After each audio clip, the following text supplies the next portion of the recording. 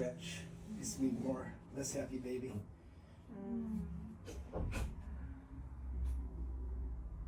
Throw your hands at the side for me.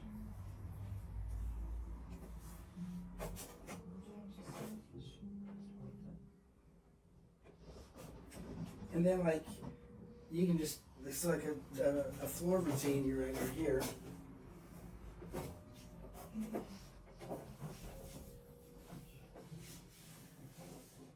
So a floor, if you just put a tie mat on the floor, then you're working on a table on the floor, right? So actually, if they have really strong posterior chain, they can take it. That's why my knees are forward. So my knees are straight, I tend to go backwards. But here, yeah.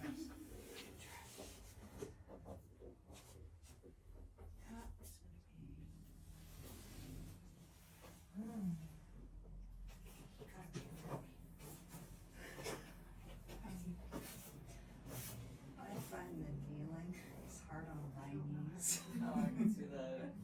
I'm getting the old lady. So stop and fix your knees behind my knees.